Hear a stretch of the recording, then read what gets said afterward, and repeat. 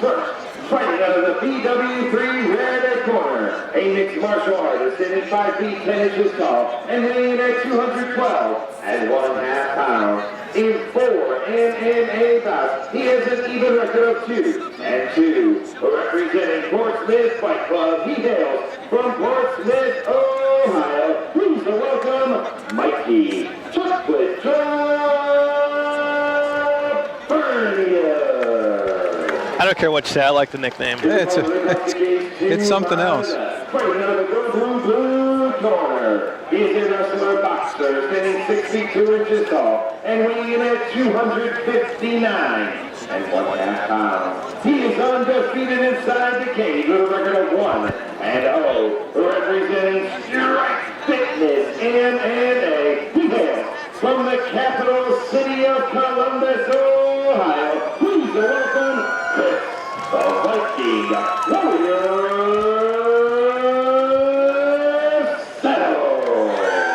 And maybe we'll get Furnier some Mikey silver. Furnier got the nickname Chocolate Drop, but that sounds like one that he probably didn't pick himself. We might just not visit that. We'll leave that up for the imagination as he throws a nice leg kick there.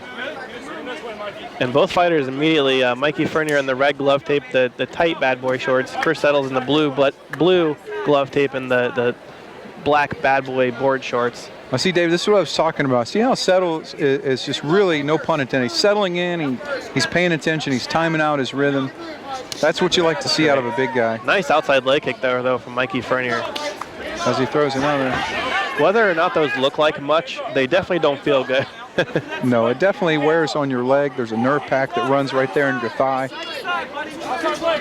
Big left hook there from Mikey Furnier that just missed, and it looked like Settles landed the left hook counter. Settles using that jab. I'd like to see him use that jab more. He needs to throw that jab out there more and keep Furnier backing up.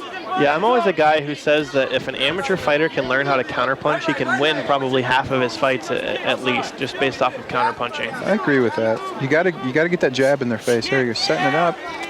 He's waiting. You watch him. He's waiting to unload that big right hand. Yeah, and you hear Mikey Furnier's corner screaming at him to keep his hands up, and you know, as he backs up, just dropping his hands every single time, and he's got to watch for that counter to come over, probably the right hand from Chris Settles. And Settles doing a good job pacing it now. And I gotta admit, I didn't necessarily think that this fight would last on the feet a lot. You know, I thought that Mikey probably the size disadvantage. I thought that Settles would come in, knowing Mikey's you know, background as a striker, probably would come in and you automatically see the grappling and the takedown. But sure, well, that might have been part of the strategy. You know, perhaps his camp said, hey, listen, you're going to go in there with somebody that fights at a lighter weight class. Get in there and wear him out a little bit. He's a big guy. Try to take his power from him. As he hips down there now, Settles on top of Furrier. Furrier got him in a sort of a half guard there. We can't quite see. Yeah, it looks like he has half guard there, and Settles posturing up and has that elbow on Furnier's face. Obviously, you can't throw elbows as an amateur, but you can definitely shove it in their face and make them uncomfortable. Yeah, you can post up with the elbow as an amateur, absolutely. Now he might be setting up here for an armbar or a key lock.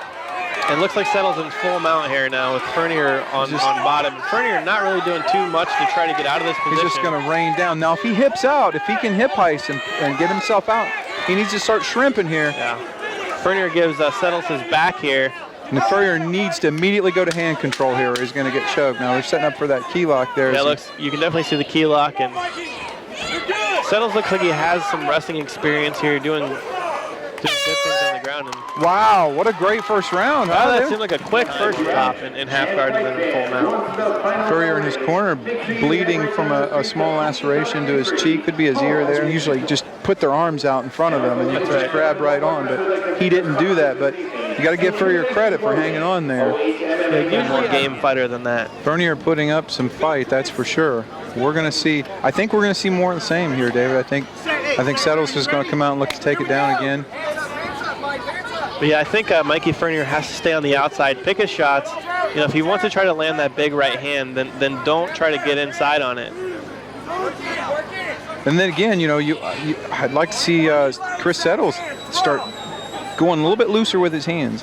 He needs to set up those jabs. He's just kind of throwing that one jab out there and leaving it. Yeah, the thing that he should probably know about Mikey Furnier is Mikey probably is not going to go for a takedown. So Chris probably doesn't really have to defend that much against a takedown. As they exchange, oh, right hook there. Yeah, I couldn't tell if that landed. It looked like it might have grazed there a little bit. Grazed the nose of Furnier. But you're right, he needs to cut the angle. He needs to throw his combinations, punches and bunches. That's right. Cut your angle, set it up. He's just kind of content with walking Furnier down.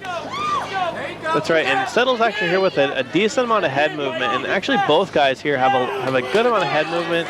Just that I'd like to see Furnier keep his hands up a little bit more when instead of taking the punches to the face, maybe he can block some of those with his gloves or his arms.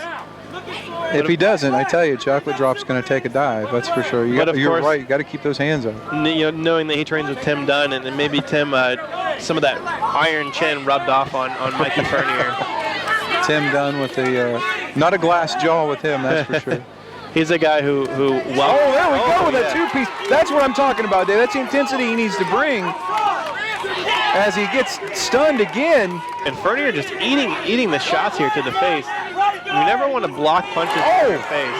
Big right. And Furnier smiling at him and welcoming more of that punishment. And that's what Settles needs to do. As he just clips him with a left hook there.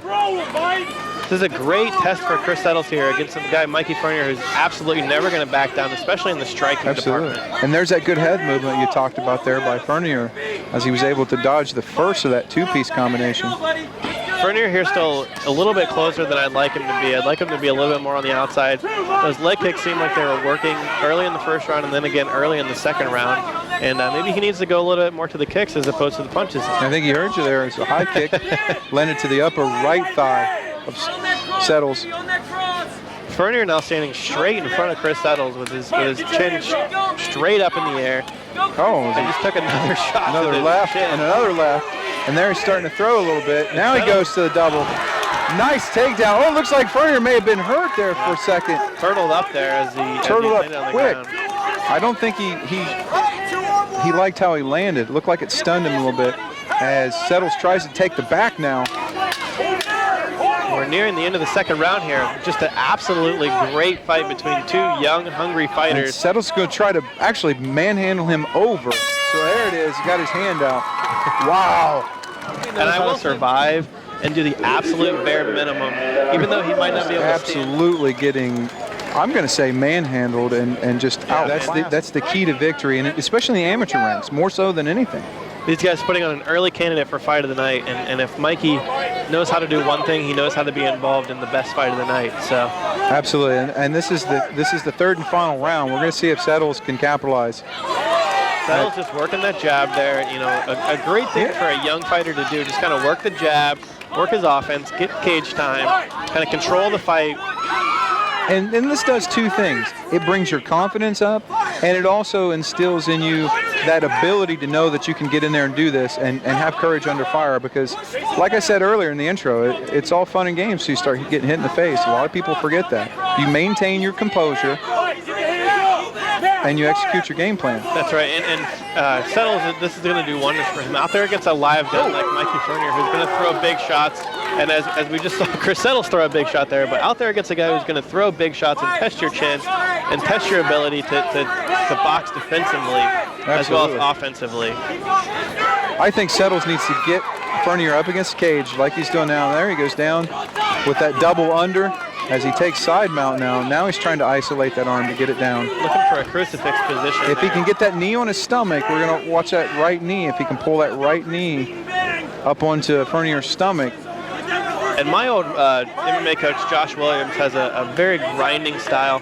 He would want you in this position to have knee on belly, to be grinding into his face with your elbow, doing as many dirty things as you possibly can. And Chris Settles not really playing into that. He was a little bit, but then kind of laid off a bit there.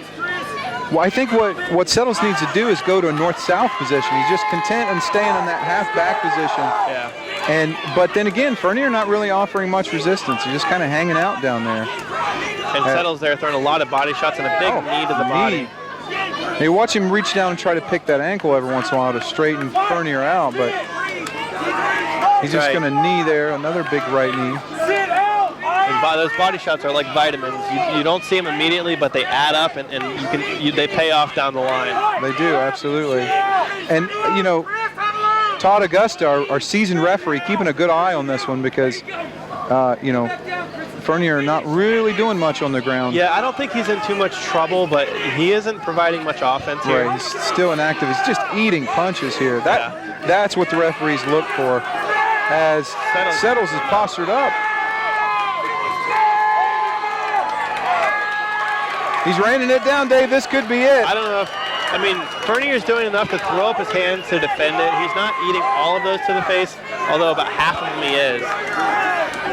And now he's going to try to roll here. So many amateurs see that half roll. 10 seconds here to go. Let's see if Mikey Furnier can survive this last bit of onslaught. What heart! Chris Settles. What heart being exhibited by Mikey Furnier. Wow! What a great fight. And this was the fight, I'll tell you. I picked this fight of the night just because I know that Mikey Furnier comes to bring it.